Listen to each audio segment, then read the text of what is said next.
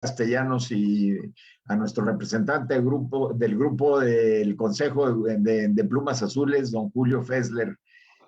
Esta tarde vamos a tener un programa muy interesante relacionado con la micro, pequeña y mediana industria. Nos va a hacer primero una presentación don Enoc Castellanos, que es el presidente nacional de la Cámara Nacional de la Industria de Transformación, exacto.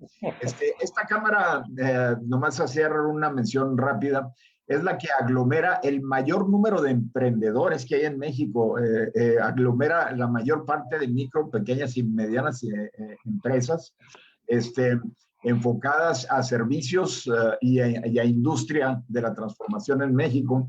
El ingeniero Enoc Castellanos es egresado del Instituto Tecnológico de Estudios Superiores de Monterrey, el famoso TEC de Monterrey. Tiene una maestría en Administración de Empresas con especialidad en proyectos e inversión en la Universidad de las Américas en Puebla. Y en Canacintra tiene una larguísima trayectoria que lo ha llevado desde ser presidente de Canacintra en la delegación Coatzacoalcos hasta ahora que es el presidente nacional de Canacintra. Por el otro lado tenemos a nuestro representante de lujo del grupo de Plumas Azules, del Consejo de Plumas Azules, que es nuestro buen amigo don Julio Fessler. Julio es licenciado en Derecho, egresado del UNAM, generación 50-56, con una tesis que es la cláusula de nación más favorecida en los tratados económicos internacionales. Julio es uno de nuestros más excelsos internacionalistas que hay en México, que tiene una gran especialidad en temas económicos, como su licenciatura lo indica también de la UNAM, en 51-57, las hiciste 1-1 prácticamente, Julio. Y su tesis es la intervención del Estado en la vida económica con mención honorífica y premio anual Banamex. Julio ha sido secretario particular en su secretario de Ingresos de la Secretaría de Hacienda y Crédito Público, ha ocupado cargos en la administración pública y actualmente desempeña como consultor privado independiente. Se destaca que fue jefe de delegaciones ante la conferencia de la ONU para el Comercio y Desarrollo en UNTAD, ANCALC, CEPAL y la OEA. Y fue director general del Instituto Mexicano de Comercio Exterior, el famoso IMCE, en 1970, y embajador de México en la India, Sri Lanka, Bangladesh y Nepal. Muchas gracias a nuestros expositores.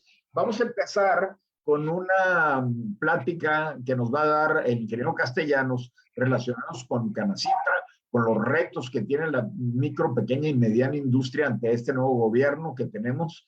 Bueno, ya no tan nuevo, ya casi vamos a mitad del sexenio. Y luego don Julio va a dar contestación y comentarios a lo que indique el ingeniero Castellanos, para luego abrir nuestro foro a un área de preguntas, una buena área de preguntas o periodo de preguntas y respuestas, donde el ingeniero dará su respuesta y Julio, si quiere expandir y comentar al respecto, lo podrá hacer. Entonces, adelante, ingeniero Castellanos. Muchas gracias. Quiero agradecer antes que nada a Carlos Angulo y a don Julio Fessler que me hayan hecho esta invitación a participar en el Consejo de Plumas Azules. Creo que es una gran oportunidad para poder fijar la posición de Canacintra e intercambiar puntos de vista con quienes nos hacen favor de estar sintonizando este programa. Bueno, yo quisiera decirles que Canacintra cumple en 2021 80 años de ser fundada. Y yo le comentaba a mi señora antes de asumir la presidencia de Canacintra que veía que mi trayectoria se estaba perfilando a cruzarse con un cambio muy importante que estaba ocurriendo en México, que era la llegada de un gobierno de izquierda. Hoy sabemos que según Roger Bartra es un gobierno más que de izquierda populista, y que esto iba a significar grandes retos. Quiero hacer una reflexión de por qué este fenómeno no es privativo de México. Bueno, sabemos que empiezan a haber expresiones de gobiernos populistas o de corte populista en Inglaterra, con Johnson, en Estados Unidos, con Trump, Bolsonaro en Brasil, Pedro Sánchez en España, en fin. Esto obedece a una lógica que no se ha cubierto. Las expectativas de una buena parte de la población, de manera muy notable la clase media, se dejaron de cumplir. Ellos eran el buffer, el amortiguador que siempre regulaba que las opciones de los extremos no llegaran, ya sea de izquierda o de derecha, se mantenían alejados estos radicalismos justamente porque la clase media protegía la posibilidad de la movilidad social a través de dos baluartes que lo han sido al menos durante todo el siglo XX, que era la democracia liberal y la economía de mercado. En su inmensa mayoría, sabemos que hubo una guerra fría, pero no por ello menos encarnizada, entre dos modelos de socialismo y capitalismo que finalmente concluyeron con la caída del muro de Berlín en el 89. Pero bueno, sin regresarnos tanto, simplemente para ubicar que México también está recibiendo ese fenómeno. En México, la desigualdad, los problemas de prácticamente la nula movilidad social, es decir, una persona que nace en el decil más bajo de ingresos socioeconómicos, para que pueda avanzar hasta los niveles más altos, prácticamente es imposible durante toda su vida. Es decir, estamos condenando a la gente a que se quede en esa condición y no poderla sacar. Cuando a un padre se le dice que sus hijos van a tener una vida menos placentera o con menos satisfactores que lo que le tocó a su familia original, pues debe de ser muy triste y generar mucha ansiedad el saber que tus hijos van a estar peor económicamente que lo que tuviste tú. Y esto es lo que, junto a algunos fenómenos de corrupción que tuvimos, nos ha enfrentado con un cambio que no termina de darnos color hacia dónde va. Pareciera ser que es la ruptura total con un régimen anterior, con una autollamada cuarta transformación. A mí no me gusta llamarla así porque bien sabemos que las transformaciones, las tres que hemos tenido, se hacen durante muchos años. Hablemos de la independencia, desde el grito del cura Hidalgo hasta que se firman los tratados de Córdoba, pasaron 11 años.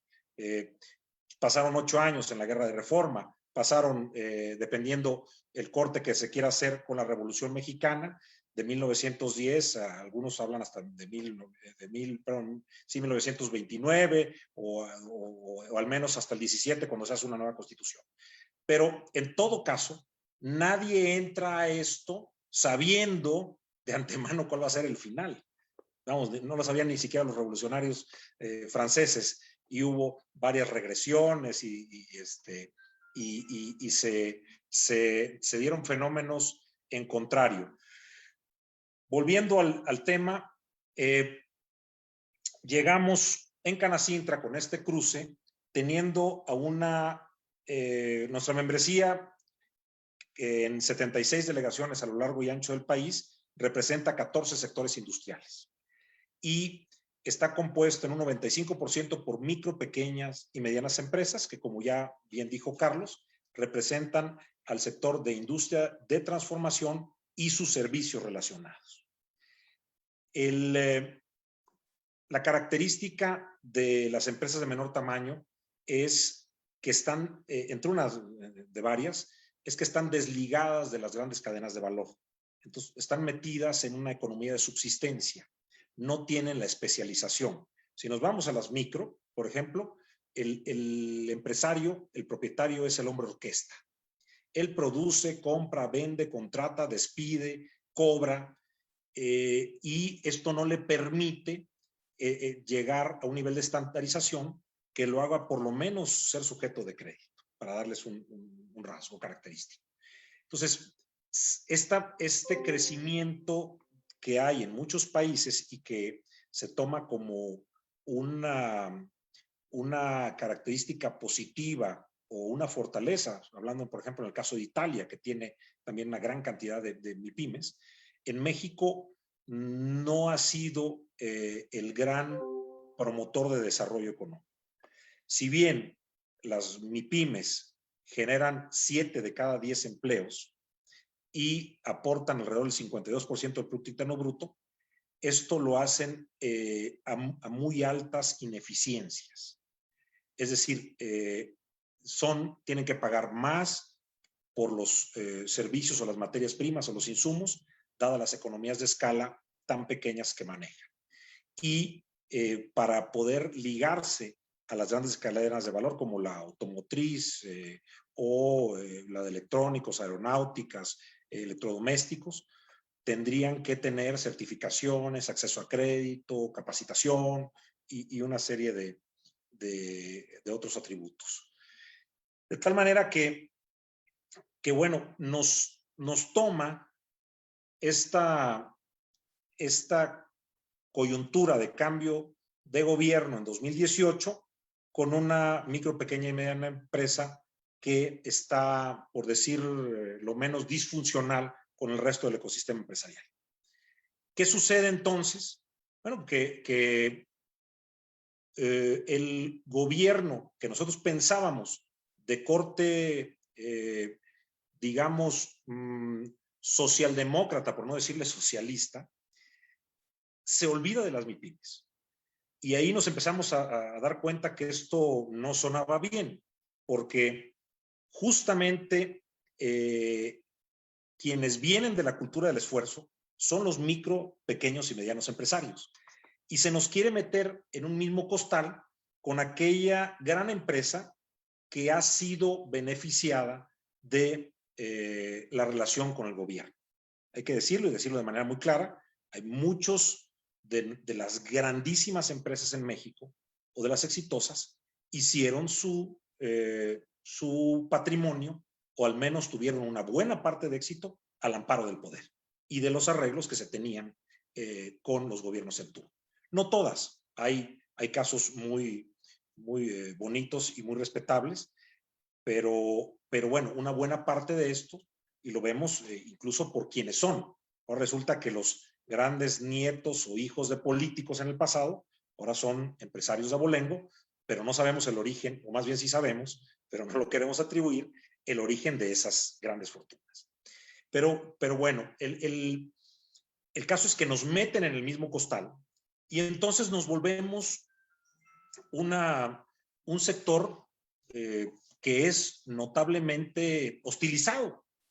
Llegamos al punto, y que se me hace a mí inaudito e insólito, de querer separar, por ejemplo, llevando a un tema de mucha actualidad, la aplicación de vacunas al personal médico diferenciado si es del sector privado o si es del sector público. Es decir, si es del sector privado, tienes una mancha. Y empiezan a salir expresiones, acabo de ver un video de Baja California Sur, en donde maltratan claramente a los médicos privados diciéndoles que han expoliado y que han robado a la gente a través del cobro de las consultas de 500 pesos. En un concepto terrible. Esto genera polarización, pero además, trayéndolo ya a la actualidad y en el tema de pandemia, nos dejaron por nuestra cuenta. El resto de países del mundo en vías de desarrollo, ya ni digamos economías de primer mundo, lanzaron paquetes de apoyo. El más notable pues, es el 1.7 trillones de dólares, que serían 1.7 billones para nosotros de dólares, que lanza el gobierno de Estados Unidos. Aquí no solo no hubo un apoyo funcional, nos siguieron cobrando impuestos, electricidad, servicios, contribuciones al Seguro Social, al Infonavit, como si no pasara nada. nos pidieron que soportáramos la planta productiva, y quiero decirles que los números hubieran sido tremendos y la crisis social del país de proporciones dantescas si no hubiera habido esa corresponsabilidad de los empresarios, que tampoco somos damas de la caridad, pero sí entendemos que a un trabajador que ya tiene tu confianza y que has invertido en capacitarlo, no lo puedes dejar de ir por una coyuntura que a lo mejor te iba a durar unos meses. Por eso es que muchos arriesgaron, vendieron activos, se acabaron los ahorros, pidieron prestado para mantener, porque la curva de aprendizaje con el recurso humano en México es bueno, larga. Entonces, sobre todo porque venimos de un sistema educativo deficiente. Pero en parte, gracias a eso, se evitó que esto se tradujera en una crisis no solo económica, sino social. Sin embargo, bueno, seguimos siendo considerados pues parte de aquellos que, por ponerle una etiqueta, le extraen dinero al pueblo de México. No está valorada y reconocida la actividad empresarial. La iniciativa privada no está entendida al menos por el más alto nivel del gobierno federal. No hay una justificación moral para ellos de que uno arriesgue su patrimonio, incluso use dinero de otros prestado para generar dinero, para pagarle a bancos financieros y para producir una renta que para mí es totalmente legítima y está basada en el querer tener un mayor bienestar para nuestras familias. El asunto es que estamos en una coyuntura que deriva ya en un tema. Nosotros tenemos registrados alrededor de 300 cambios a leyes, reglamentos y normativa en contra del empresariado mexicano. Esto tiene su origen en el Congreso de la Unión, en ambas cámaras, diputados y senadores, y este 2021, el 6 de junio, tenemos una oportunidad histórica para poder poner contrapesos. Yo creo que no sería viable el que el presidente dejara su puesto, porque creo que entraríamos en un vacío de poder mucho más pernicioso y en una lucha por que nos desembocaría quién sabe dónde. Pero sí ponerle contrapesos, sí ponerle frenos y sí evitar que siga denostando a los órganos constitucionales autónomos como el Instituto Nacional Electoral, como el Instituto Nacional de Acceso a la Información, como la Comisión Federal de Competencia Económica y otros. Ya ha devastado varios y aparentemente hay una proclividad a la concentración de poder para restaurar un régimen como el que se tenía hace 50 años, ubicado en algún punto del sexenio de Luis Echeverría. Como si no hubiera habido problemas, como si no hubiera habido analfabetismo, falta de cobertura de salud, falta de vivienda y unas problemáticas que se tenían, si bien se venía de un proceso de crecimiento económico por el desarrollo estabilizador. Ese es el panorama que nosotros en la industria de transformación estamos observando y que creo que debemos de analizar con mucho detenimiento para ver en qué podemos participar. Muchas gracias, Enoch, por esta presentación que nos da un saque extraordinario para muchos comentarios. Y nuestro representante del Consejo de Plumas Azules, don Julio Fessler, el embajador Julio Fessler, tiene la palabra para dar comentarios respecto de esta introducción. Me pareció extremadamente realista lo que le acabamos de escuchar al presidente Enoch Castellanos, porque lo que acaba de describir es el desconcierto en que se encuentra la producción nacional en los niveles más importantes, más críticos de todos, y con todo respeto a la agricultura, que tiene México, porque la cantidad de personas que la industria emplea pues es creciente, especialmente si tomamos en cuenta que ha de incorporar también el sector de los servicios. Yo creo que una de las cosas que tenemos que tomar muy en cuenta es el hecho de que lo que hace la industria de la transformación agrupada dentro de lo que está presidiendo de Nuevos Castellanos es un área que es fundamental para el progreso nacional. Necesita una comprensión clara por parte no solamente del gobierno, sino también por parte de los empresarios. Cuando digo del gobierno, me refiero al hecho de que no es objeto de ningún apoyo en este momento la industria de transformación por parte del gobierno, porque se ha concentrado en la labor social sin tomar en cuenta que la labor social es solo una parte del fenómeno del progreso nacional. Necesitamos entender entonces que la industria de transformación, donde está pues un porcentaje altísimo del esfuerzo nacional, merece y requiere la atención debida del gobierno en lo que se refiere a los apoyos administrativos, fiscales y financieros.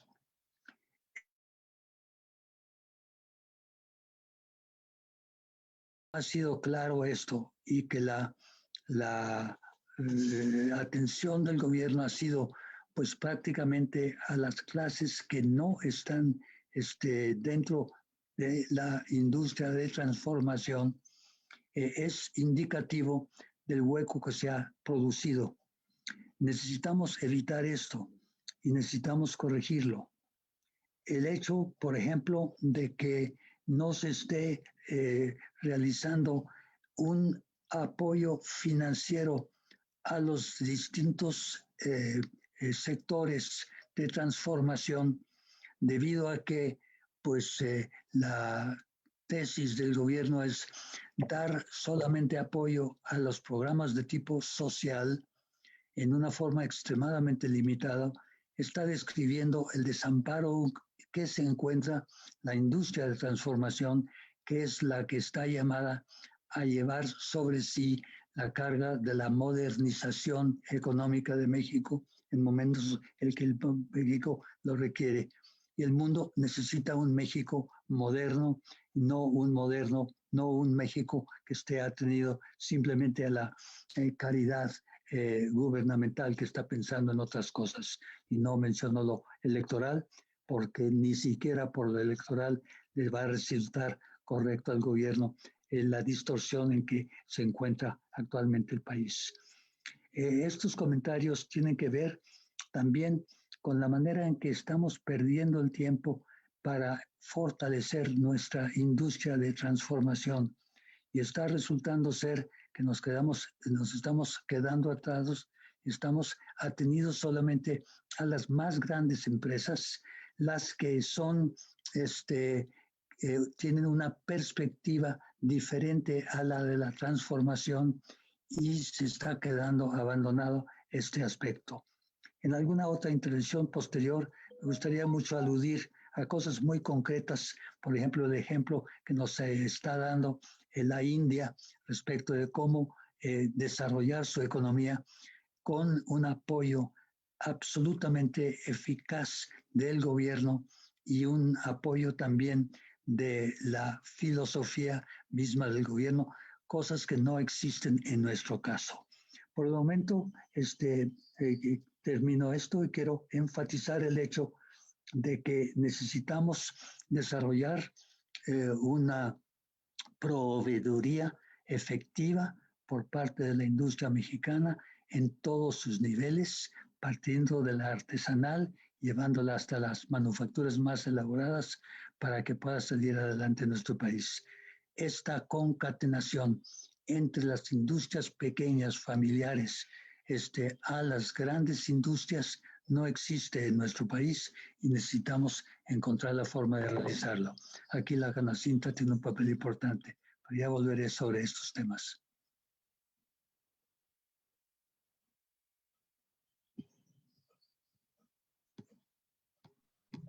Está cerrado tu micrófono, Carlos.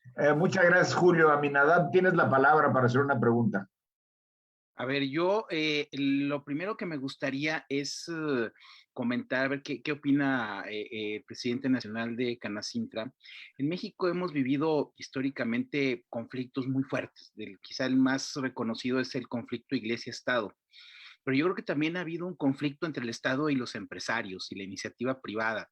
Y no hay una cultura por parte, sobre todo del sector público, de respetar toda esta actividad, pues que veo o que muchos entendemos que la empresa pues es el centro de la economía de mercado, ¿no? Es donde se producen los bienes y servicios, donde se generan los sueldos, las prestaciones, los impuestos, las utilidades. O sea, finalmente la riqueza se genera en la empresa. Y tenemos un gobierno que tradicionalmente ha amenazado justamente esa actividad empresarial, pues desde la poca o los muy limitados esquemas de promoción, de apoyos, no sé, políticas fiscales, deducciones y cosas así, hasta los discursos que siguen satanizando a los empresarios, que siguen diciendo justamente que abusan, que no tienen conciencia social, que finalmente solamente tienen fines de lucro.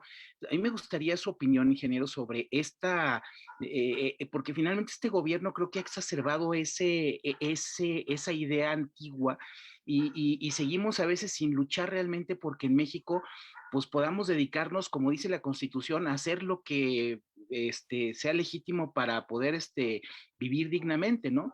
Entonces, ese es uno de los temas centrales que están ahorita debatiéndose y que el gobierno que quiere involucrarse y que quiere ir en contra desde las energías limpias, las empresas farmacéuticas, quizás son grandes rubros, pero también vemos que no hay apoyos a los pequeños empresarios, a la gente que se ha quedado o que ha sido afectada por la pandemia. ¿Qué opinión le merece eso, ingeniero?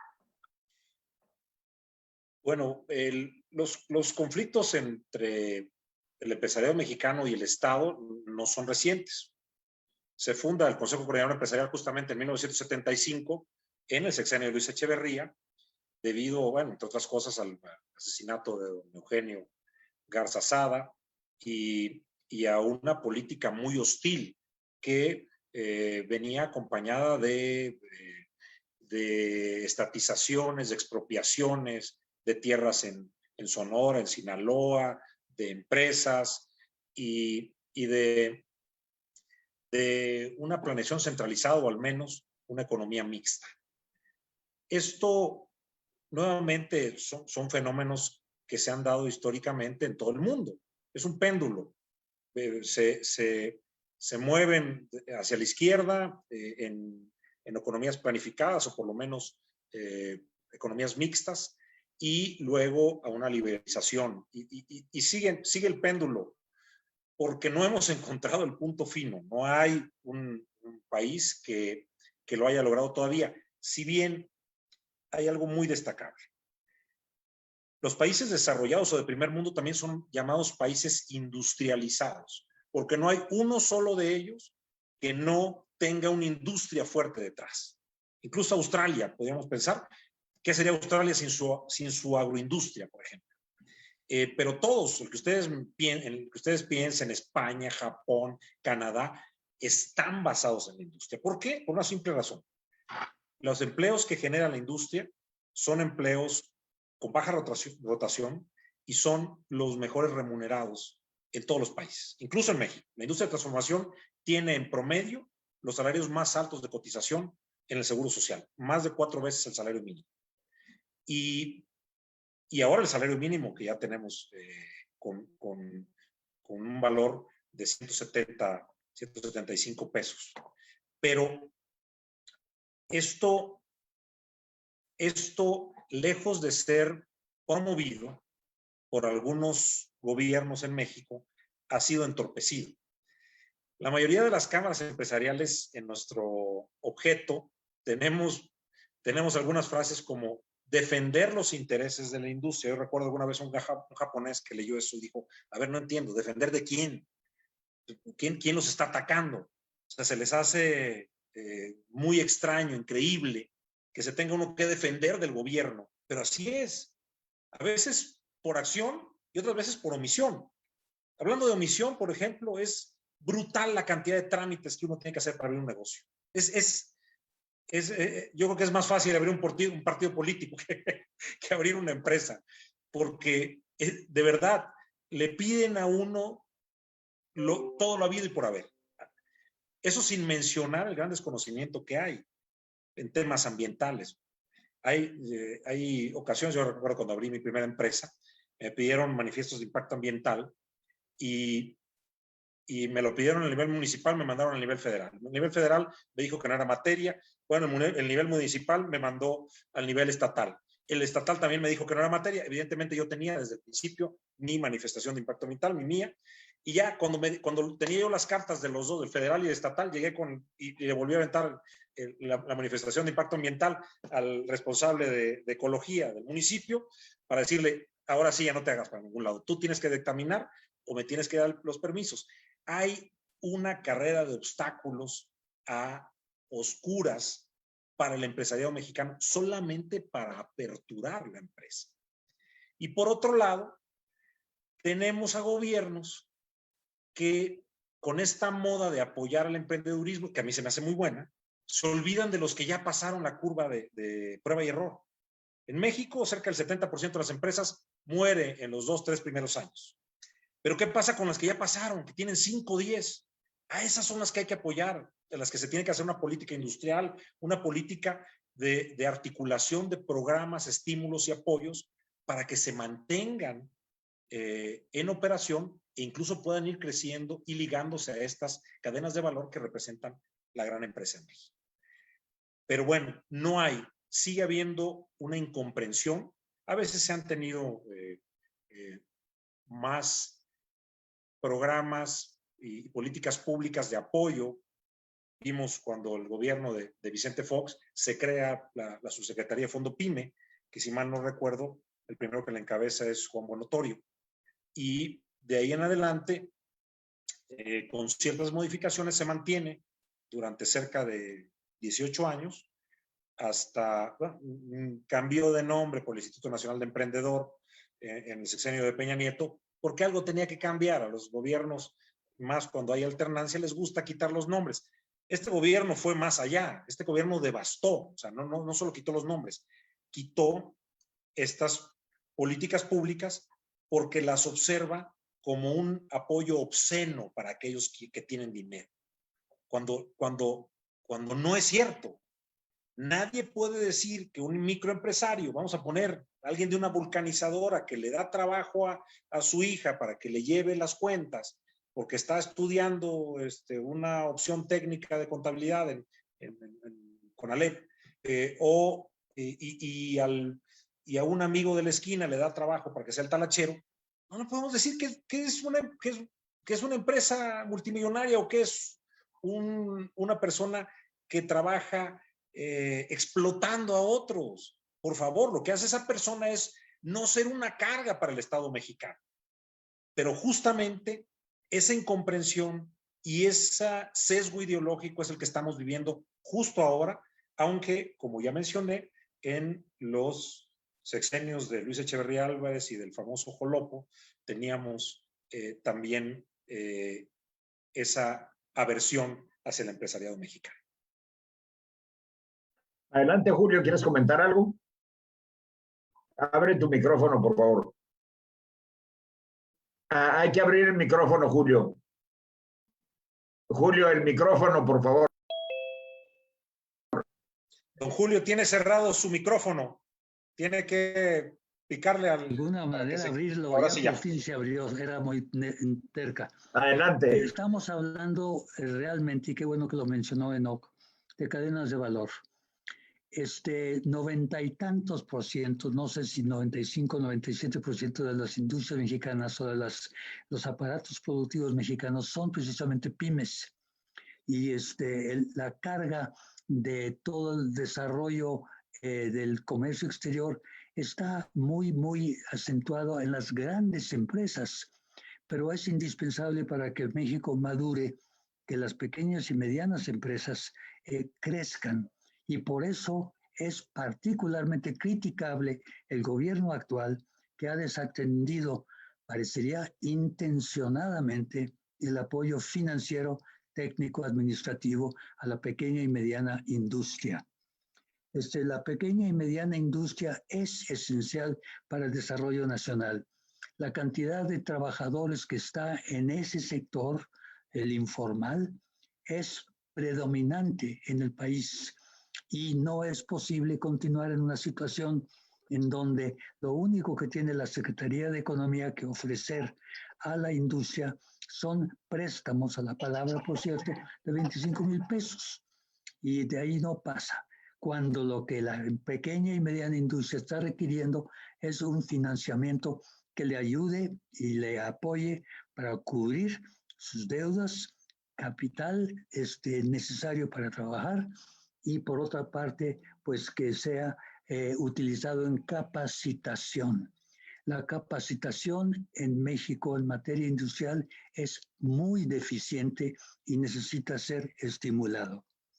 Yo no quisiera sacar demasiado comparaciones de otros países, pero ciertamente cuando comparamos la táctica que tiene, la estrategia que tiene la India en materia de industria, pues es verdaderamente aleccionador. En primer lugar, pues tienen su organización para hacer el desarrollo industrial de la India, pero respaldada en cuestión fiscal. Han reducido el impuesto sobre la renta para las empresas que respondan a su programa de hacer cosas en la India. De 36% de promedio baja a 22% el impuesto sobre la renta para este tipo de empresa. Hay una indicación clara, sin duda, de que el gobierno tiene que preferir el producto indio en sus compras, lo cual en México ha desaparecido. Viejos tiempos del IMSS, que ni siquiera que menciono, cuando teníamos un comité donde controlábamos las importaciones del sector público para asegurar que la industria nacional tuviera apoyo. La India le dice a la banca privada, 20 o 30% de tus préstamos tienen que dirigirse a la pequeña y mediana industria, de tal suerte que se asegura que la banca privada esté correctamente orientada a donde más importa. La India tiene apoyos perfectamente claros en lo que se refiere a la promoción de sus exportaciones. México últimamente ha perdido completamente todo el empuje de la exportación promovida por el Estado, debido a que entra el viejo tema de que pues el productor que se valga por sí mismo, y se le va bien en la exportación, pues qué bien, pero el gobierno no está para apoyar a nadie. Esto es un inmenso y craso error. Señalo cosas que están faltando y necesitamos entonces ponerle remedio.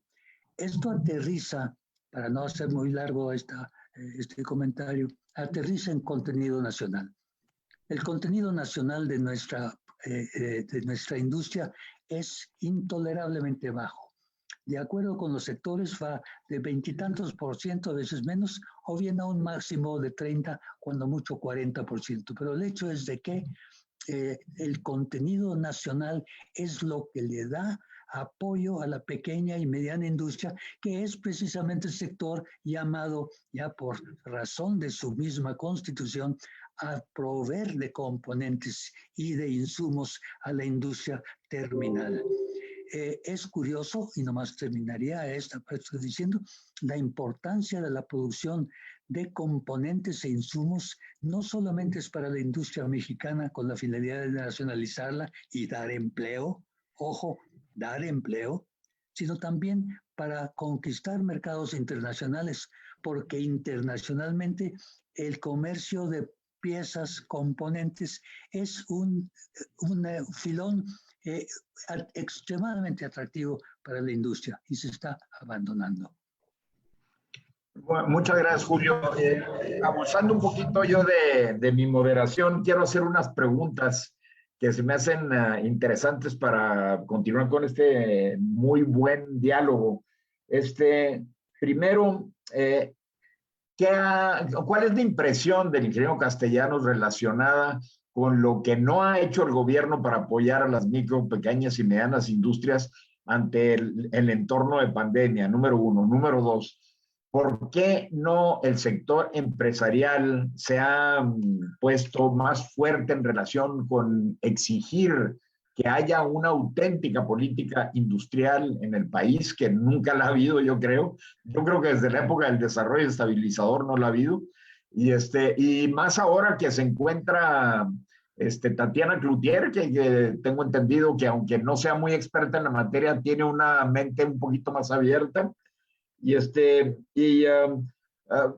La falta del FONAES, ¿qué impacto ha tenido sobre los miembros de Canacintra?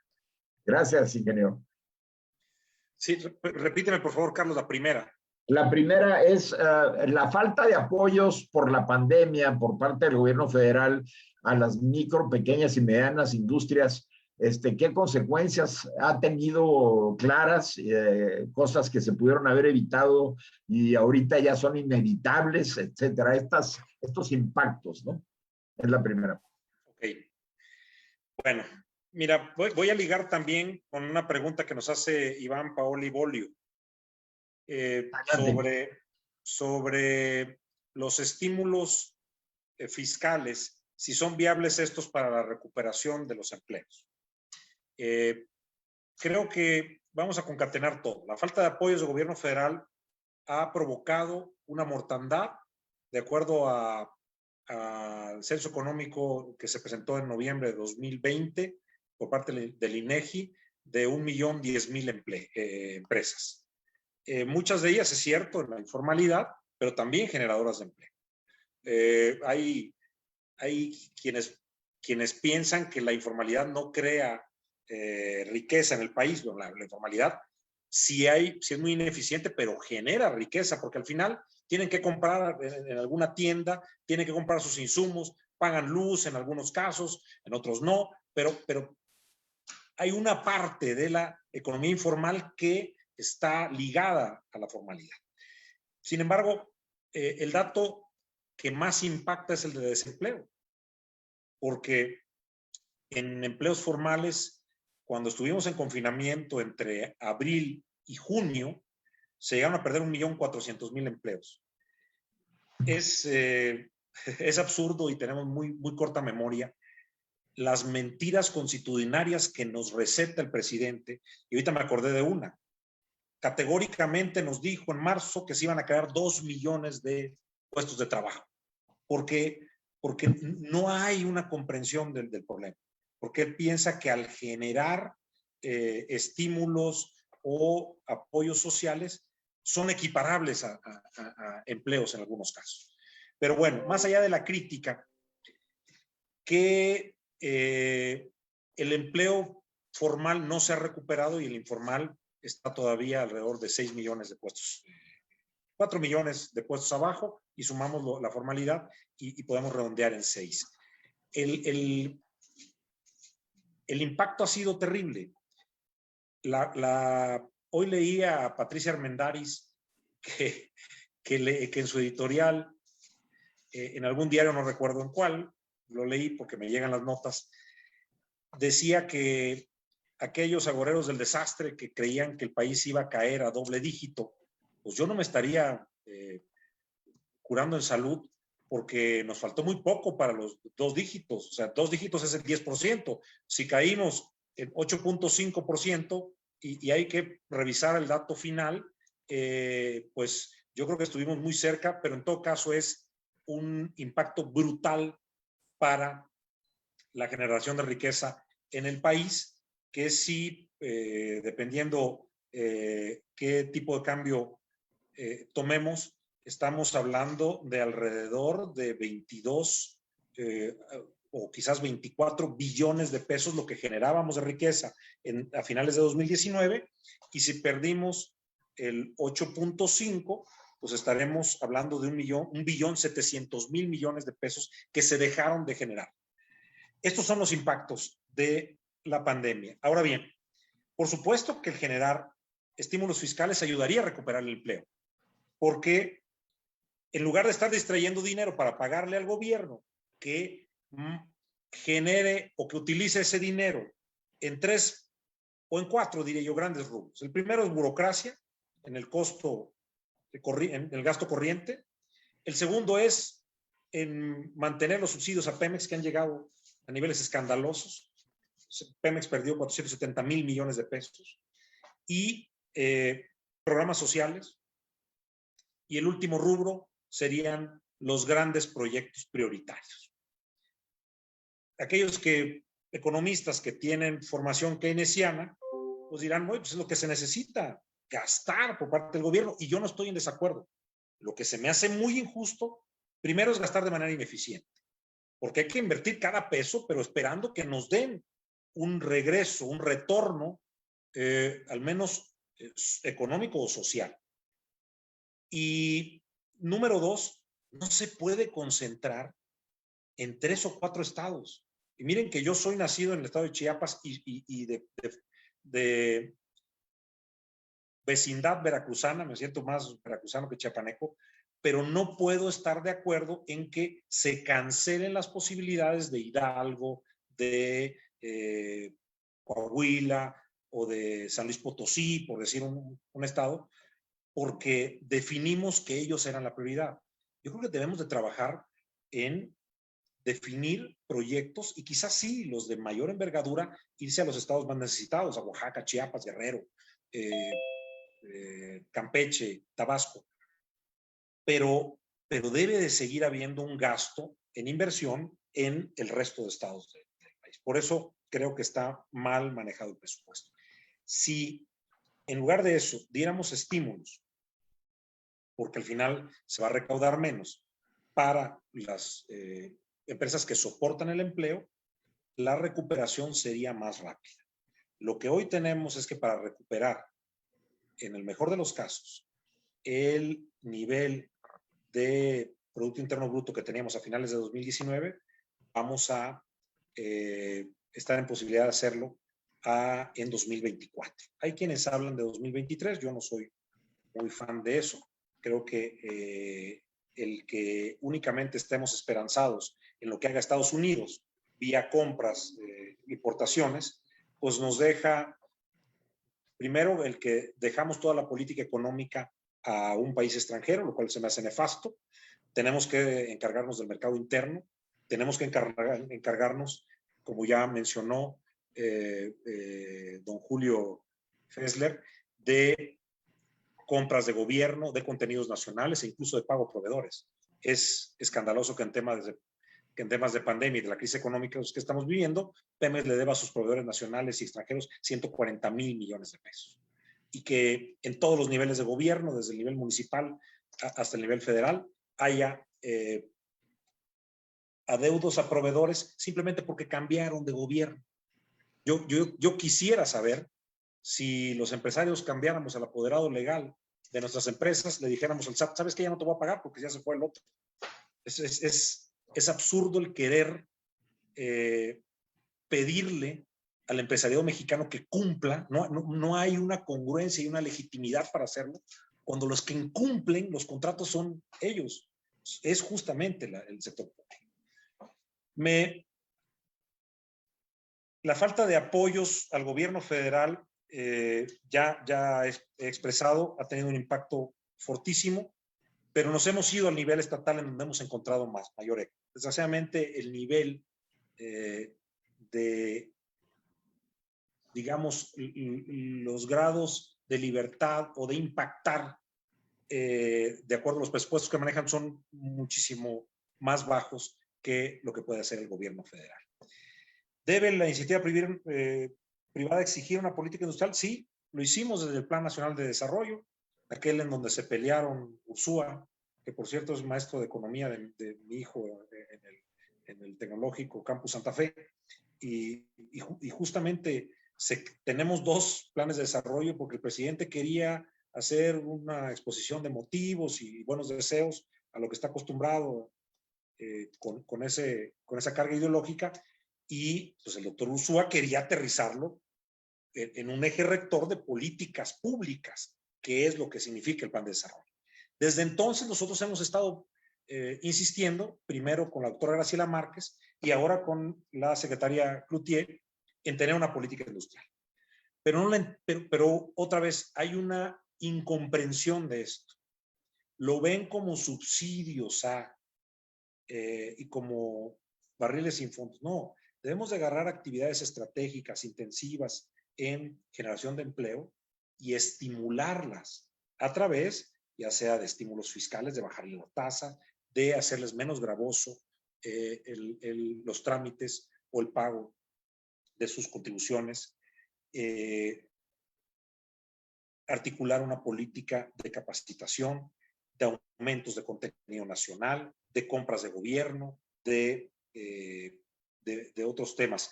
Y uno que claramente nos debe de proyectar hacia el futuro es la innovación. Si México sigue siendo un país que maquile las ideas de otros, no va a generar la empresa mexicana la rentabilidad necesaria como para traspasarla a los salarios. Y pongo el ejemplo, México produce alrededor de 4 millones de vehículos por año. Alemania produce un poquito más de 4 millones, 4 millones y medio. La gran diferencia entre México y Alemania es que Alemania tiene Porsche, BMW, Audi, Volkswagen. Y nosotros no tenemos una sola marca mexicana. Por supuesto que la capitalización de empresas y la generación de riqueza en Alemania está basada en la innovación de sus productos. Y nosotros estamos basados en una economía que únicamente tiene ventajas comparativas por logística y por salarios bajos, que tampoco nos debe de escandalizar. Todos los bloques económicos del mundo, si nos comparamos con Asia-Pacífico, si nos comparamos con Europa, tienen los países en donde hay salarios más deprimidos y son parte de la cadena global, de la cadena de ese bloque para ser competitivos. Si los tres países, Estados Unidos, Canadá y México, tuviéramos el mismo nivel de salarios, simplemente no competiríamos y no se vendería un solo auto hecho en Norteamérica, o bien se venderían muy pocos. Sin embargo, no se ha tomado en cuenta o no se ha visto la pertinencia de articular un programa masivo de innovación. Voy a poner otro ejemplo. El iPhone a lo mejor cuesta producirlo, ¿qué será? Unos $10, $50 vamos a poner. ¿Y por qué estamos de acuerdo en pagar $1,500 por comprarlo? Pues porque hay una serie de patentes embebidas, una serie de aplicaciones que nos generan una utilidad. Se han convertido los teléfonos inteligentes en oficinas móviles, en parte de nuestra vida diaria.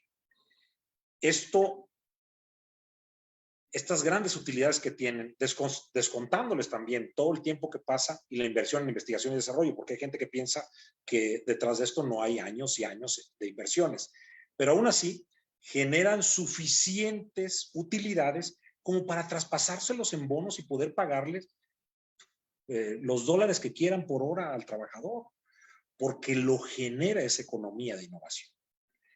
Nosotros no lo generamos. Y tristemente, esto ha sido. Tenemos una oportunidad histórica en el cambio, por ejemplo, de autos de combustión interna a autos eléctricos. El corazón de un auto es su motor.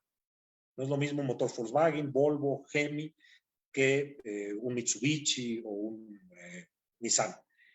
Eso es la característica, el sello de un automóvil. Pero hoy que tenemos la posibilidad de cambiar a autos eléctricos, ya el motor no va a ser la característica, el corazón de ese auto. ¿Por qué? Porque el motor eléctrico es un commodity. Lo puedes producir en Vietnam, lo puedes producir en Panamá, en México, y a muy poco les va a importar de dónde va a ser ese motor. Y ya en México producimos todo lo demás. Todo, desde la defensa delantera hasta la trasera, todo se puede producir en México. Arneses, bolsas de aire, asientos, llantas. Bueno, debemos de aprovechar ese cambio tecnológico para generar nuestra propia marca y entonces empezarnos a subir en una economía de innovación. Y por último, bueno, yo creo que Tatiana tiene, la secretaria Tatiana tiene toda la intención. No me queda muy claro que tenga todo el apoyo. y mucho menos cuando se trata de pedir recursos para articular estos planes, porque una política industrial no se puede hacer de saliva o de buenos deseos. Si nos va a recetar el presidente una mañanera diciéndonos les voy a dar un aplauso y les voy a animar para que sean buenos mexicanos y salgan adelante, pues eso no le va a servir a nadie. Creo que está por verse qué empaque tiene la Secretaría de Economía, encabezada por la licenciada Cloutier, con el presidente para ver si puede articular al menos un plan de reactivación, que sé, porque lo platicamos en su visita al Consejo Directivo Nacional de Canacintra, que lo tiene presente, pero no sé si tenga recursos de la Secretaría de Hacienda y más allá. No sé si ni siquiera se lo autoriza el presidente. Por último, FONAES. FONAES fue muy exitoso justamente en la parte social, en crear estas empresas sociales que habían articulado fideicomisos, habían articulado todo un entramado para promover la actividad empresarial. Se están secando. Sabemos que no hay esta cultura o esta intención de tener programas de apoyo al empresariado. Y estoy hablando a todo el empresariado. No importa que sean empresas sociales, no está dentro de su lógica, sino más bien generar el apoyo directo a la persona. Si es en efectivo y se le puedes dar, y lo estamos viendo en el tema de las becas, no hay la cultura del esfuerzo. Siempre ha habido programas de becas, CONACYT ha tenido toda la vida programas de becas, pero había un criterio de selección, había en esas entrevistas cara a cara y la evaluación de un currículum. Hoy, cuando vemos lo que se le entrega a un muchacho de bachillerato, sin un estudio socioeconómico, sin pedirle que mantenga un promedio, unas notas, pues ese dinero está yéndose para comprar cigarros, cervezas o algunos otros incentivos. Caguamas, algunos otros incentivos que son muy importantes cuando estamos en esa edad de adolescentes, pero que definitivamente no le sirven para nada a México. Muchas gracias. Le voy a dar la palabra a nuestro coordinador de Plumas Azules, Salvador Redding, que tiene una pregunta y le agradezco el apoyo que siempre nos ha dado para la producción de estos foros. Y después de Salvador, le voy a dar la palabra a nuestra amiga Lucy, que es emprendedora. Ella, le di el acceso aquí a nuestro grupo, porque tiene proyectos interesantes que quiere comentar con ustedes. Entonces, primero Salvador y luego le damos la palabra a Lucy. Adelante, Salvador. Muy bien. Sí. Hola, muchas gracias por toda la participación. Este asunto de la pequeña y mediana empresa es un problema que México ha tenido prácticamente desde siempre. Desde que estudiaba yo economía en el TEC, pues ya se veía esto, así como se hablaba siempre de diversificar exportaciones y las cosas no pasan. Ahora, estamos sufriendo una mortandad espantosa de pequeñas y medianas empresas, lo sabemos, se ve, pero yo siento, bueno, sabemos de la insensibilidad del presidente porque cree que estaría haciendo mal. También él tiene sus propias razones, ¿no? Que a veces se expone y a veces no, pero yo siento que la propia sociedad nuestra, comenzando con todas las organizaciones intermedias de la sociedad, empresariales o no, nos ha faltado hablar más de este tema para poder ayudar a la gente. En el caso inclusive, sobre todo, de la formación empresarial y la capacitación de todo tipo para eso, ha faltado mucho. Yo creo que las organizaciones, sobre todo empresariales y de otro tipo, deberían dedicarse más tiempo, mayor esfuerzo, porque podemos hacer, ya no digamos, ser agresivos contra el gobierno, eso no funciona con este presidente. Con otros sí, me acuerdo en alguna ocasión alguien se quejaba con López Portillo y me dijo, es que lo presionan. Sí, se presionan y ustedes también. Pero lo que podemos hacer es buscar caminos de convencimiento para que se salve lo que todavía no ha muerto, pero que se está muriendo. Entonces la cuestión sería, bueno, ¿qué se puede hacer? ¿Quién debería hacerlo y cómo debería hacer todo este esfuerzo? Muchas gracias. Adelante, Noc.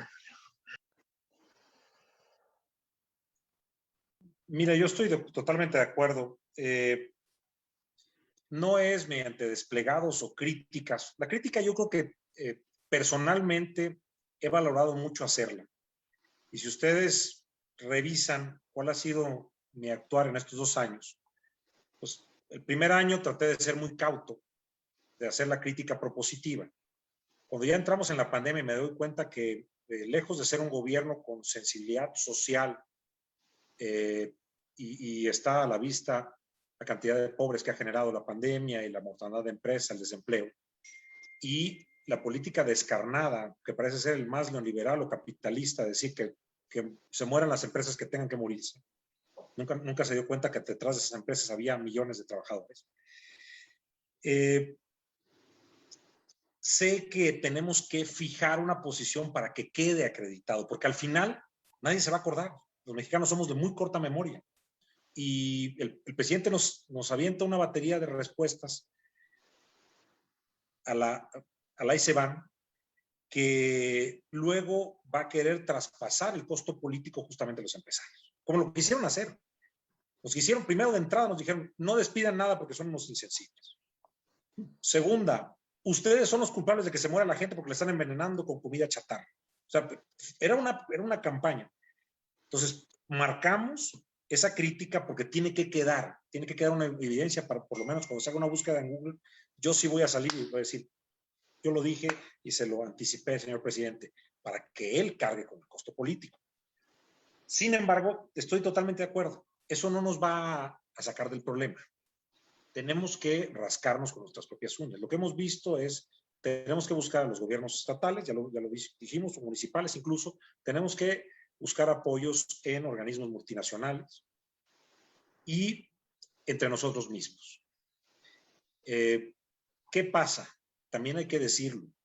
Las representaciones empresariales formales, la mayoría de ellas, quizás con excepción de 2, diría yo, el Consejo Mexicano de Negocios, que es el club de las empresas y de los empresarios poderosos, y CEMIC, que tiene por ahí firmado un convenio, y ahorita ya no tanto porque está muy de capa caídas, CEMIC, la Cámara Mexicana de la Industria y la Construcción, que tiene un convenio para recibir el 2 al millar de la obra pública, federal, estatal y en algunos casos hasta municipal. Todas las demás organizaciones empresariales y sobre todo las cámaras, cuando perdimos la obligatoriedad por allá de 1997 de afiliación, estamos en un plan de supervivencia. Tenemos que trabajar con muy pocos recursos para poder ofertar servicios. Entonces se vuelve un círculo vicioso. No tienes más servicios porque no tienes más dinero y no tienes más dinero porque la gente no se afilia porque puede dar servicios. Entonces hemos tenido que romper un poquito eso. Pero dentro de lo que sí podemos hacer para que no se vaya a desanimar Lucy y me haga la pregunta, es sí podemos acercar opciones de financiamiento. Obviamente yo quisiera decirles, vamos a acercar a tasas de 7% anual. No existe, no hay. Pero sí podemos acercarles algo de financiamiento que les esté cobrando. Alguien me habló ayer de Banamex para mi empresa ofreciéndome una línea de crédito al 24%. Pero hay opciones con financieras que te la dan al 18%, al 17%. Eso lo podemos hacer. Podemos también trabajar en capacitación, trabajar en acercarlos a nodos de innovación. Canacintra tiene un programa ambicioso para generar este año 14 nodos de innovación y hacia 2022 llegarle a los 20 nodos de innovación en diferentes ciudades del país. Y esto es lo que pudiéramos hacer, entre otras cosas, de misiones comerciales para buscar oportunidades de negocio en otros países, atender lo que comenta Salvador. Esa diversificación comercial pues ha sido en parte porque el desarrollo se cargó mucho hacia el norte del país. A las empresas del norte no les interesa voltear hacia Guatemala, hacia el sur o hacia Sudamérica, pero son mercados que están ávidos de que se les venda. Yo he estado en Colombia y me dicen, ni nos cotizan los mexicanos, tenemos que pedir las cotizaciones a España porque están totalmente embelesados con las grandes rentabilidades que les dan vender al mercado americano. Pero bueno, esto es un poco de lo que se puede hacer, Salvador, para, digamos, articular algo que sea, que sea concreto más allá del gobierno. Ahora le pasamos la palabra a Lucy. Lucy, ¿nos das, antes de empezar, tu nombre completo, por favor? Claro que sí, Lucy Jaime, Elba Lucía Jaime, a sus órdenes. Gracias por darme este minuto de palabra, pienso aprovecharlo muy bien. Gracias, Lucy, adelante. Primero que nada, quiero decirles que tengo guardada copia de mi voto de las elecciones presidenciales pasadas porque no voté por AMLO, porque sabía que eso iba a pasar. Entonces, tengo firme esperanza y mi credencial vigente porque quiero salir a votar y estoy tratando de convencer a la mayor gente de mi comunidad, de la gente que conozco, para que salga a votar, porque creo que es lo único que podemos hacer. Me he acercado a las cámaras, he trabajado con Canacope, he estado en varios lugares porque lo mío es trabajar. Me queda claro que un país, una familia y toda la sociedad va a salir adelante trabajando. O sea, no es de que llegó el gobierno y te dio dinero para salir adelante. No, ese es el camino, el trabajo. Entonces, pues yo básicamente lo que quiero es decirles que desde mi trinchera me quedé sin trabajo, estaba en un proceso de iniciar, bueno, ya tengo 2 años sembrando amaranto en el Estado de México, es orgánico, estoy a punto de no poder sembrar en mayo, que ya es el siguiente mes, porque no tengo el recurso suficiente, porque me quedé sin empleo, tengo una hija, estoy acercándome al comercio informal, porque cumplí 45 años, y bueno, pues ya como que parece que tengo lepra en el mercado laboral, entonces pues estoy tratando de sobrevivir, pero el punto es que lo que yo, y me quedo con todo lo que escuché, es muy cierto todo lo que ponen, hay que trabajar, no tengo en este momento ni siquiera forma de respaldar un crédito, ¿no? Porque tengo un carro, he vivido porque iba a cambiar mi carro, ya no lo cambié por la pandemia, pero aún así no pierdo la esperanza de que todos los que estemos en este grupo trabajemos duro, porque me queda claro que es una inercia y si lo logramos, vamos a salir adelante. En breve, si gustan visitarme en LinkedIn, voy a sacar una promoción para Día de las Madres, vender artesanía mexicana con amaranto, por si gustan apoyarme y todo lo que ustedes me digan y que yo pueda ayudarles a toda la comunidad, con gusto lo puedo hacer, porque ahorita tengo tiempo y tengo recursos y pues experiencia en la industria que creo que de algo puede valerles a todos. Lucy, ¿tu nombre en LinkedIn es Lucía Jaime o cómo es? Elba Jaime. Elba. Elba Jaime. Elba Jaime, ok. Ahí voy a estar y cualquier cosa, pues ya saben, cuentan conmigo. Muchas gracias, Lucy. ¿Tienes una pregunta en particular para aprovechar de algo que te interesaría ahorita? Sí, me interesaría mucho que me digan cuándo va a haber actividad en Gustavo Madero.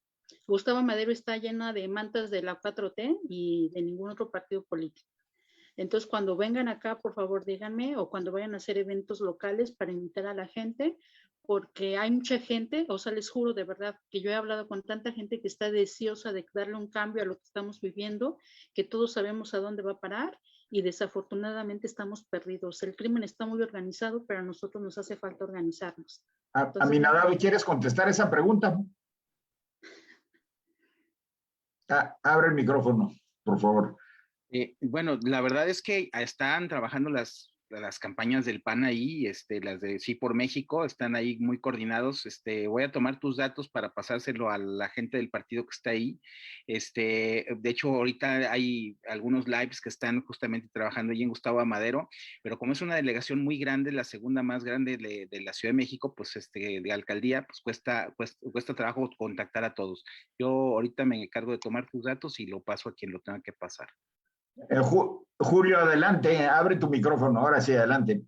Uno de los temas más importantes que tiene que ver con las pymes es el papel destacado, imprescindible que representan dentro del desarrollo económico de México. Yo he estado viendo, y aquí está Salvador Delgado, que conoce bien de este programa, hemos estado viendo con la Secretaría de Economía cómo podemos alentar, estimular a la pequeña y mediana industria a que desarrolle todo su potencial como fabricante de insumos y de componentes que vayan y que alimenten a la industria terminal. Este elemento está sumamente desaprovechado en México, pero la fabricación de componentes para que la industria sea realmente nacional es indispensable, porque de otra manera continuaremos en la situación, y Enoch lo conoce muy directamente, de que estamos atenidos a componentes, insumos, partes y piezas, refacciones extranjeras, todas las cuales, y puedo decir todas las cuales, son fabricables en México y que constituirían la riqueza económica del país que soportaría a la industria terminal. Además de ello, los componentes son de un mercado internacional invaluable y México entonces pudiera también distinguirse en ese aspecto. Necesitamos entonces desarrollar, y en esto pues hemos platicado con la Secretaría de Economía y vamos a ver si con Tatiana, y tengo esperanzas también con el nuevo subsecretario Héctor Guerrero, que pudiéramos desarrollar con Canacintra y con alguna otra cámara, pero Canacintra muy particularmente, desarrollar este programa de proveeduría de partes, componentes que la industria terminal mexicana requiere y que nos vendría a nacionalizar de verdad nuestra industria, que está ahorita todavía muy dependiente de los insumos importados. India, saco el ejemplo de India. India tiene ya una política de gobierno que lo lleva a comprar el producto indio, el producto nacional. Y tiene también establecido que si hay un producto que llega sospechosamente por abajo del costo que sea nacional, a ese se le aplica inmediatamente una tasa que equilibra el producto indio al producto barato, artificialmente barato de importación. Lo ha hecho muy claramente en llantas y lo ha hecho en otros casos específicos, donde si hay deseo de que se desarrolle una industria terminada, se le tiene que dar una preferencia arancelaria. Sé perfectamente bien que esto es contrario, diametralmente en contrario de lo que se viene especificando como ortodoxia económica internacional. Sé perfectamente bien que la situación, sin embargo, es urgente y necesitamos apoyar a la industria nacional encontrando la forma de preferir al producto mexicano para que podamos realmente dar empleo. Me acuerdo de una persona que quise bien, Hugo Margain Gleason, me dijo alguna vez, en último término, el comercio internacional no es la competencia entre productos, es la competencia entre empleos. Lo importante del asunto es quién hace qué cosa, dónde. Y esto hay que tenerlo muy en cuenta. México está subutilizando su potencial laboral simplemente por estar importando lo que innecesariamente tiene que traer, dado la estructura actual de descuido, de falta de una política. Gracias, Julio. Enoch, nomás para terminar esta parte, ¿quieres darle algún comentario a Lucy o una recomendación? Sí, bueno, primero felicitarla, Lucy, porque yo sé que aunque la estés pasando difícil, es muy encomiable el que uno quiera emprender un negocio y no importa cuántas veces, ya sea la coyuntura, el destino o nuestras propias decisiones nos pongan en problemas. Hay que seguirlo intentando. Yo te quiero comentar que tenemos en Canacintra un sector agroindustrial que justamente es el de más reciente creación, porque identificamos que el crearle valor, generarle valor a los productos del campo a través de una transformación, un empaque, una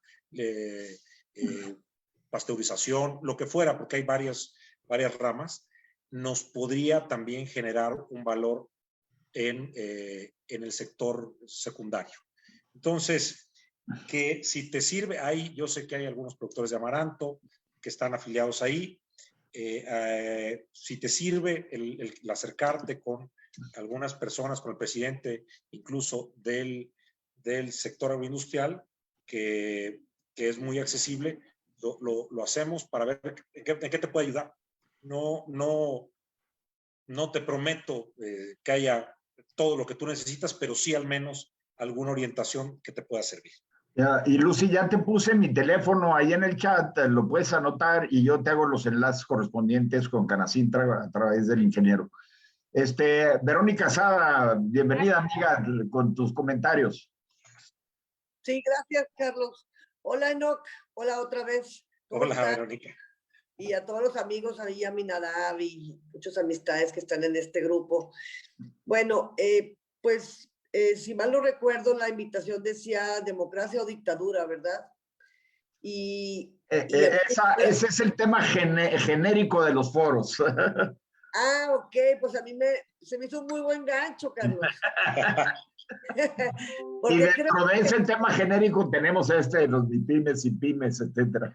Claro, porque oigan, porque nuestra democracia nos está saliendo el tiro por la culata, ¿no? Porque estamos escogiendo con esta democracia, pues estamos escogiendo a los más populares y no necesariamente a los más preparados y bien intencionados. Incluso, pues tenemos a nuestro presidente actual, que es el líder de la destrucción de todo. Le llaman de la cultura de la muerte o la política de la muerte. Entonces, bueno, yo pues soy política, no soy experta en economía ni en negocios, pero yo tengo ahí una pregunta que puse en el chat y dice, bueno, AMLO no va a rectificar, quisiéramos que apoyar a los pymes y quisiéramos que apoyar a los emprendedores y quisiéramos que hiciera muchas cosas que no va a hacer y sabemos que no va a rectificar y que no va a cambiar de rumbo. La pregunta es qué vamos a hacer nosotros, porque pues aunque este foro esté hablando de economía y de negocios, y de empresa, pues de alguna manera el presidente en turno afecta o beneficia a la economía mexicana y a los negocios. La pregunta es, Enoch, y los que quieran participar en la respuesta, ¿qué vamos a hacer? ¿Qué vamos a hacer? Porque el Partido Acción Nacional, pues ya tenemos muchos años esperando que también se componga y tampoco se compone. La pregunta es si vamos a hacer un partido nuevo o si qué vamos a hacer para resolver este problema, porque pues ya llegó la emergencia a un grado extremo. Es todo. Gracias. Gracias, Vero. Siempre tus preguntas provocadoras, muy, muy buenas y muy de actualidad y momento. Adelante. Desesperada, Carlos, desesperada. Bueno, fíjate, sí, pero además es muy interesante porque yo creo que yo lo primero que diría es participar. Ustedes evidentemente lo están haciendo a través de este foro, pero hay que llevarlo a más auditorios. Algo que nos pasa a los empresarios es que sí podemos estar hablando entre nosotros, pero debemos de traspasar esta inconformidad a nuestros trabajadores. Los trabajadores de la iniciativa privada son alrededor de 20 millones, los que están dados de alta en el Seguro Social, formales. Cada uno tiene 3.7 dependientes económicos, es decir, llegamos a un universo de 75 millones de personas, de los 126 millones de mexicanos que somos. Es decir, solamente hay 50 millones que no están ligados de alguna manera con el empresariado mexicano. ¿Por qué esta gente piensa que somos unos explotadores, unos insensibles, unos fifís o como ustedes quieran llamarlo? Es cierto que nos desentendimos en alguna manera por copiar modelos americanos. Empezamos a quitar transportación, los torneos interempresas que teníamos de fútbol, de voleibol, becas, una serie de factores. Yo he enfatizado mucho y qué bueno que ustedes, espero que la mayoría de ustedes no me haya escuchado anteriormente hablar del ejemplo de Fortino, el velador de mi abuelo. Mi abuelo todavía existe la tienda en Acayuca, en Veracruz, tiene más de 75 años, Casa Férez, que él fue el tesorero fundador de la Canaco de Acayuca, en Veracruz, al sur de Veracruz, cerca de Coatzacoalcos. Y cuando se le enfermaba el velador, mi abuelo lo iba a ver a su casa porque era un señor mayor. Y hasta hace muy poco podemos decir antes o en los 90, los trabajadores de nosotros se acercaban para que fuéramos padrinos de sus hijos, de bautizo, de los 15 años de la niña. Sabíamos cuando alguien era abuelo o cuando alguien se enfermaba.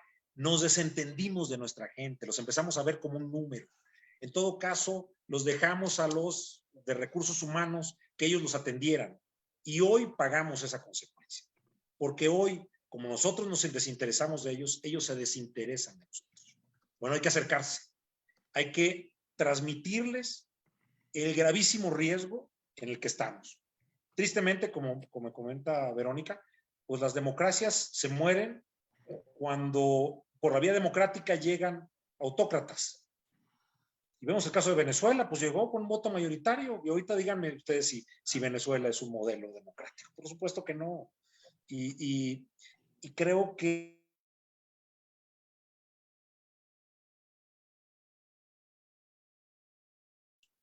para tratar con respeto y olvidar el clasismo, el racismo que existen entre los mexicanos.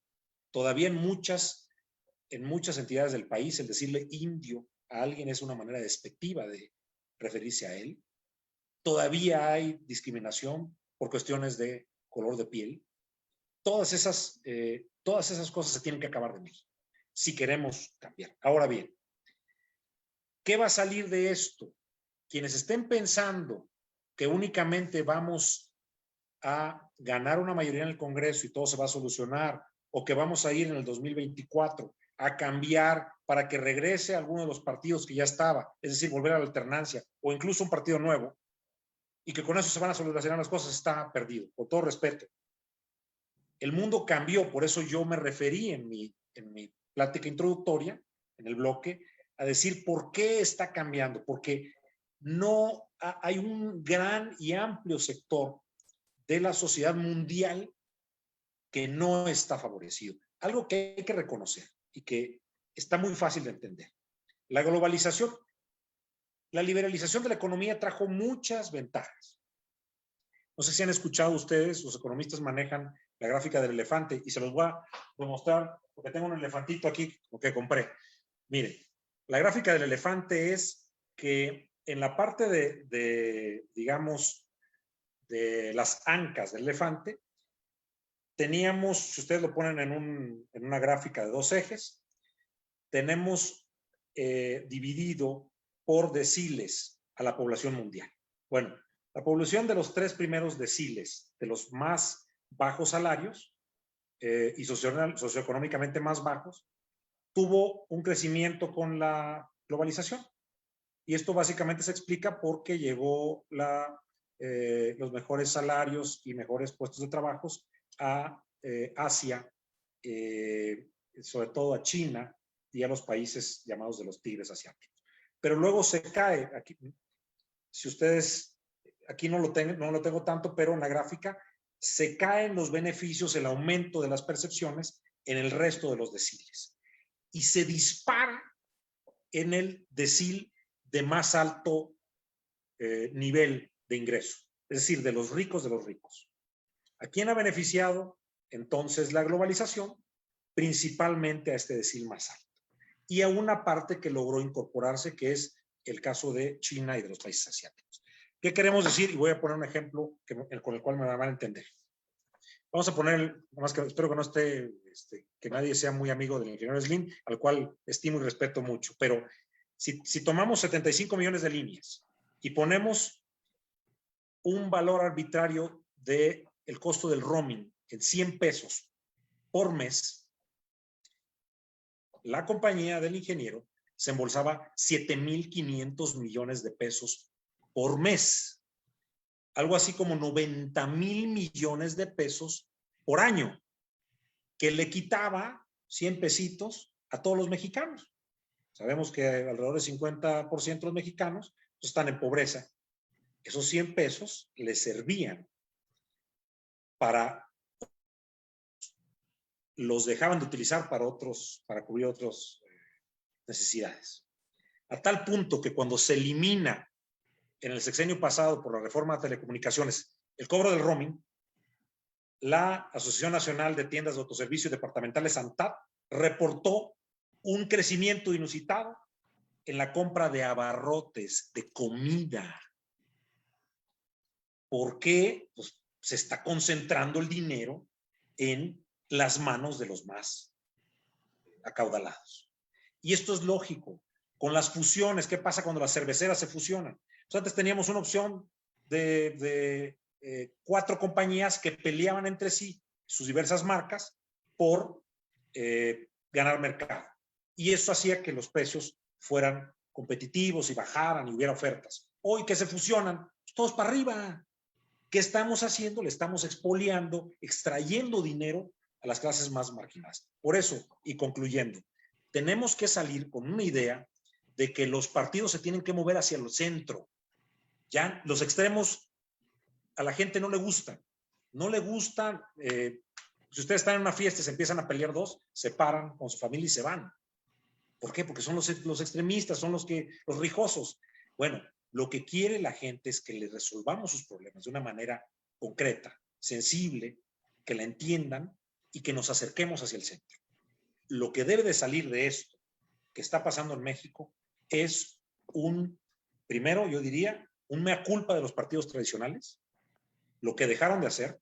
Hicieron muchas cosas bien, yo soy un creyente y eso se lo escuché alguna vez en una plática a Octavio Paz, cuando había una acre crítica hacia el PRI, de decir todo lo que se había logrado en estabilizar al país después de una cruenta revolución que tuvimos.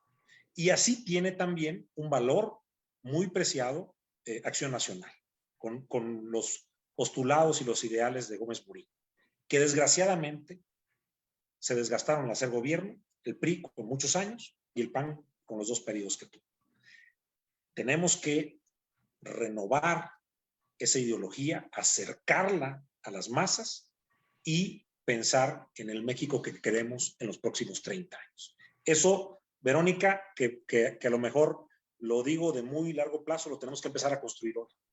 Hoy sí hay que movilizarnos para que hayan contrapesos, pero inmediatamente después de eso no es volver a lo que ya teníamos, sino ofrecer algo diferente como lo que yo he mencionado. Excelente, no, que excelente. Voy a leer nada más 2 comentarios que hay, por si quieres cerrar con alguna reflexión relacionada con estos comentarios.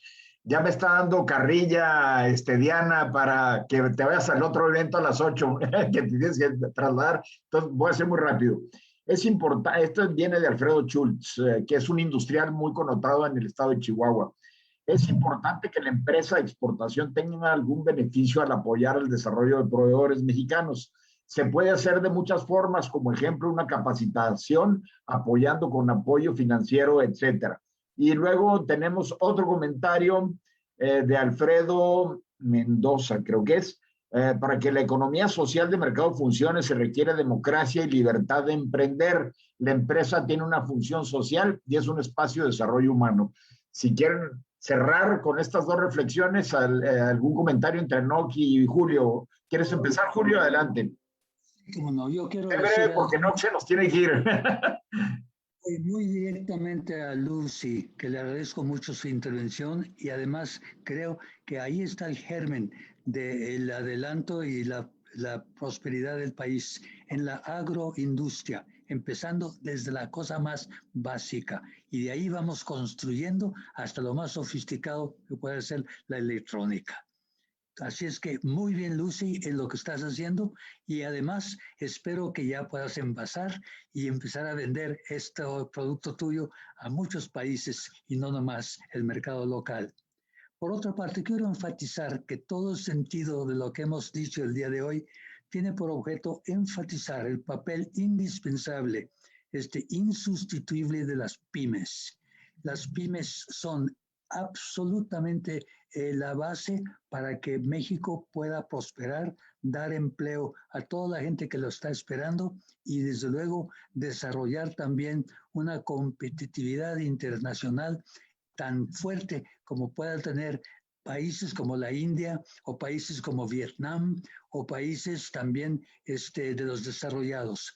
México lo puede hacer y me parece que Canacintra muy particularmente lo puede realizar con su tradición nacionalista, que en un principio aludimos a ello, y a ver si podemos vincularnos bien con la Secretaría de Economía para esta promoción de proveeduría de componentes e insumos basada en la actividad de las pymes. No, la despedida, por favor. Mire, yo quiero agradecer el que me hayan escuchado, que no hayan bostezado y que, por supuesto, la empresa es un extracto de la sociedad. Si bien Yuval Harari nos dice que las personas morales son conceptos creados por el capitalismo, y tiene razón, una persona moral no existe, no es tangible, sino a través de las personas físicas, de los humanos. Pues los humanos que estamos creando empresa somos extractos de la sociedad de todos los niveles. Aquel emprendedor que está vendiendo en un tianguis, aunque sea un informal, tiene una semilla de empresario.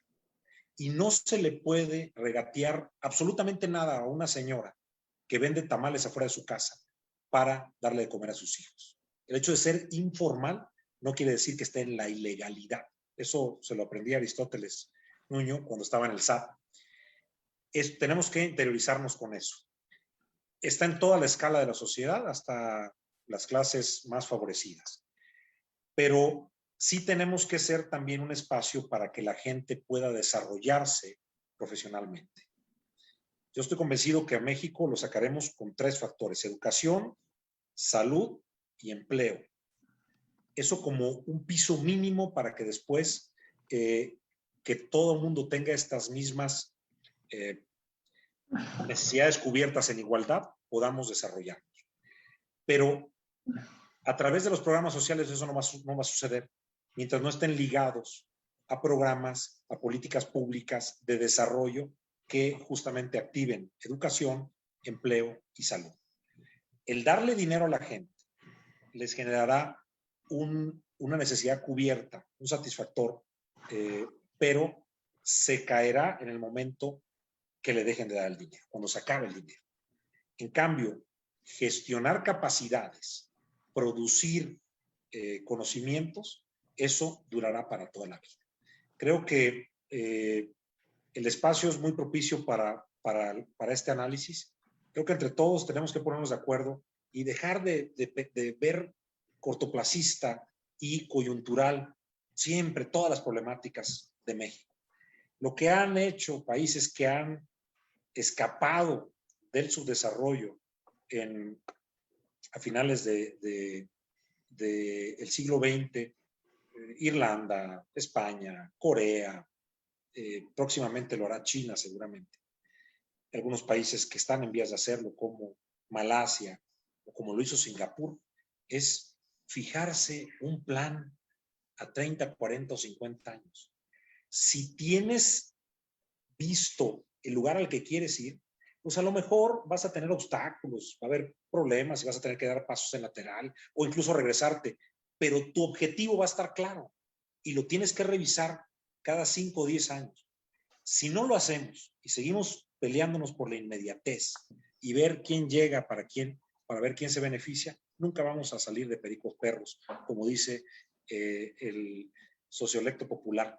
Entonces, tenemos que fijarnos una visión a largo plazo para llevar a México a donde queremos. Yo les agradezco a todos el que me hayan dado esta oportunidad, a quienes están en este foro y a quienes nos ven a través de redes sociales. Y estoy siempre a su disposición, Carlos, don Julio Fessler, y a todos mis amigos que hicieron preguntas y que participaron acompañándome para una ocasión posterior. Muy amables, muchas gracias. Ingeniero Castellanos, muchas gracias. Gracias. Embajador Julio Fessler, muchas gracias a todos por su participación. Muchas gracias y nos vemos la semana que entra. Gracias. Gracias, Salvador, por recomendarme. Hasta pronto entonces. Muy bien. Un abrazo.